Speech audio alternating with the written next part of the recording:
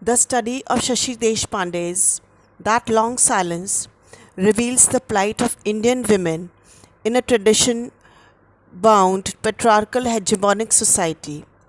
She tries to show different segments of a woman's life through various women characters in the novel.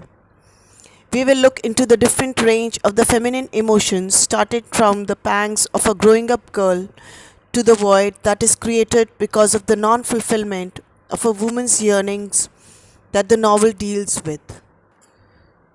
The back and forth narration of Jaya makes all the women characters come together and stand presenting different problems a woman faces. To start with, Ajji, the eldest woman character in the novel, represents the stage of widowhood. Ajji, a shaven widow, is Jaya's grandmother. The word shaven points to the public humiliation of tonsure which a Hindu widow has to go through. The crown of woman, her hair are removed, and this is the symbol of the glory that widowhood deprives her of.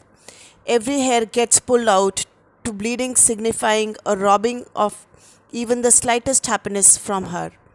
Aji lives in complete seclusion.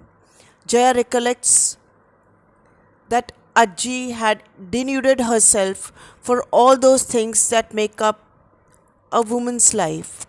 She had no possessions, absolutely none, apart from the two saris she wore. Her room was bare except for the large bed on which my grandmother had slept. Ajji herself sat on the bare ground and slept on the straw mat at night. The bed was a memorial to grandfather, and the chairs meant for any male who, wearing trousers, could not sit comfortably on the ground. A widow is compelled to renounce all the luxuries and pleasure. Mukta, Jaya's neighbor at the Dadar flat, is also a widow. Jaya describes her as a dancer who stands stock still while the accompanying singer phrases out the song which she has to transform into dance. Mukta, to me, was that dancer holding in her still mute body all those ideas, emotions, and feeling contained in the song. Sometimes I'd often thought the singer will stop singing and then it will all flow out of her. Or did the song come to an end for her when Arun, her husband, fell out of the train and died? Mukta seems to be living with a never ending grief. She is alone, fighting the toughest battle, the battle of widowhood, the battle of loneliness. It looks as if life for her can never be same as it was with Arun. In fact, the way of leading her life irritates Jaya. Because of the so many fasts she observed, they seem meaningless. Since she has already forfeited the purpose of it, the purpose of all Hindu women's fasts, the avoidance of widowhood. Mukta is educated, yet is never able to set herself free from the orthodox worthless norms and confinement, solitude because of the fear of society. But Nilima, Mukta's daughter, signifies that piece of Mukta's heart which even now desires. Under the rubble, this piece is still alive and awake, shrieking and protesting to assert its identity. My Saturday, oh God, Ma, what does it matter what day of week it is? All your fasts are so stupid. Nilima is a rebel who is outspoken and wants to live life to the fullest. They call me a crow too, she had said scornfully, just because I'm dark. Who cares? I like crows anyway. They're so sharp, aren't they, Auntie? Through Nilima, Shashi Deshpande also discusses the issue of menstruation, which is considered to be a hurdle, an impediment in leading a free life by women. Nilima cries, why can't I stop having it? Isn't any drug I can take to stop it? Jaya wonders whether I should have told her about my failure. I could have told her about my excitement when I had started on a pill and taken it in its possibilities.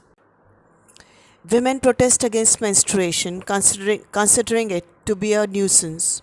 The grim, stark reality with all its itching makes a woman resist and desist.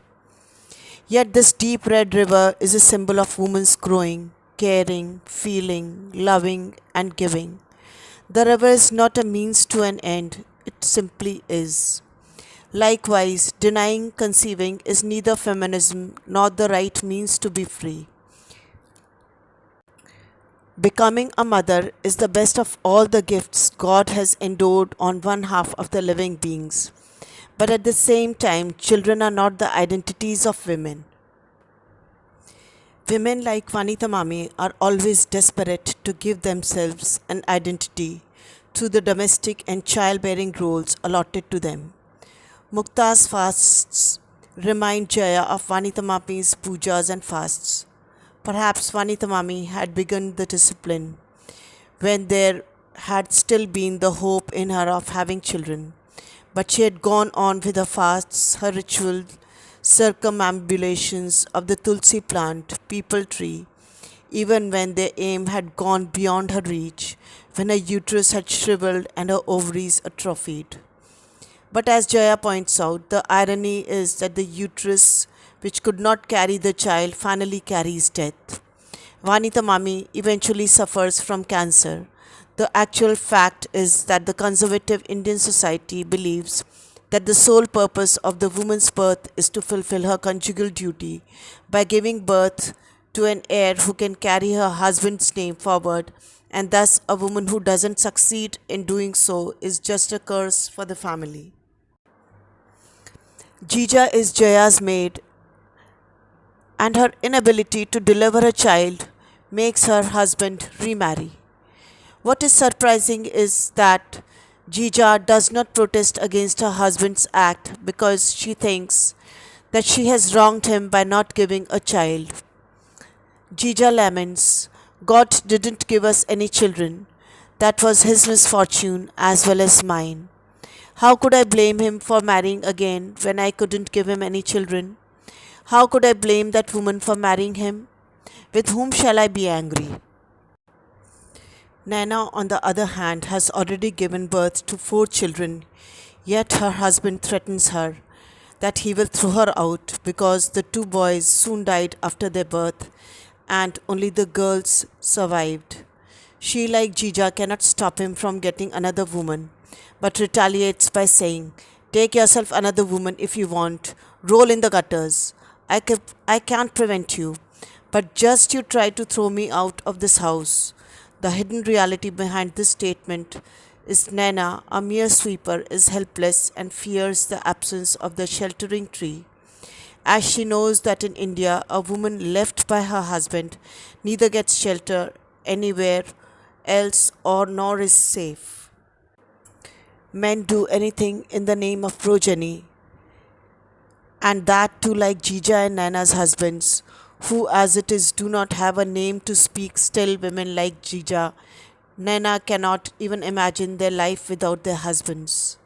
She believes Kumkum is everything, but what does it give to Avva?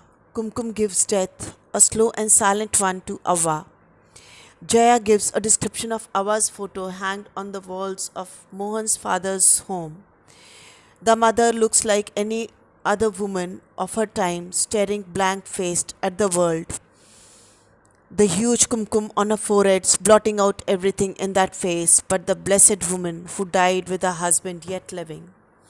Avva's worth in her house was no more than a piece of furniture, which was used when and the way her husband desired, washing, cleaning, and doing menial works of the house and producing children were the only things Kumkum gave her. She constantly suffered because of her husband.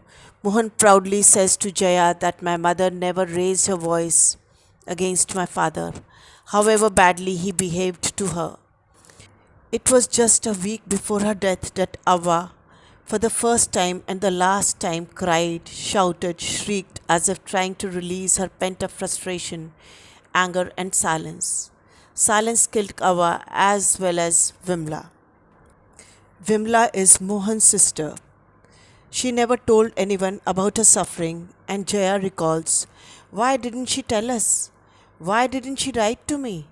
Mohan had cried out, but Vimla never gave us an answer, even to that question. She sank into coma and died a week later, her silence intact. Vimla never discussed her problem with anyone because she knew that a solution to it can never be found in a society where a woman without child is considered to be a blot and thus bleeds herself to death in silence. Asha is Jaya's sister in law. She is not meek like Vimla. Ravi, her husband, is a man who lives by drifting on the edge of dishonesty and does not have a permanent job. Asha and Ravi often quarrel, but Jaya knows that their quarrels in some way are unburdened by marriage. That is, the duty of traditional Hindu wife could never force Asha to put her self respect at stake. Asha is courageous, but this courage also stems from the fact that she enjoys the support of her father. Her father does not believe in the conventional notion of considering daughter to be a sheer responsibility. Ravi wants Jaya to instruct Asha. Go home like a good girl, Asha. I should say, go back home and obey your husband, and never mind whatever it is he has done. He's your husband, and after all, a husband can do no wrong. However, Asha is not a woman who shrugs herself into her housecoat. Lena, Jaya's college friend, is even more radical. She spent her weekends with a married man. Jaya had chucked her in the college, thinking her to be a bad girl. Now, years later, when Jaya thinks over, she concludes that Lena was not bad. When men can have illegitimate affairs, why women's actions can't be considered with a greater understanding and flexibility? Jaya writes an apologia for Lena. I'm sorry, Lena, I was stupid, naive, ignorant. I was a narrow minded idiot, and the kind of person you were was beyond my comprehension then. Forgive me, Lena. I didn't intend to be cruel. As in the college, today also Lena successfully pulls her out of ugly, self hating despair. Shashi Deshpande is undoubtedly a writer who looked into problems of women. She charts women emotions starting from the pangs of a growing up girl to the void created because of the non fulfillment of a woman's yearnings.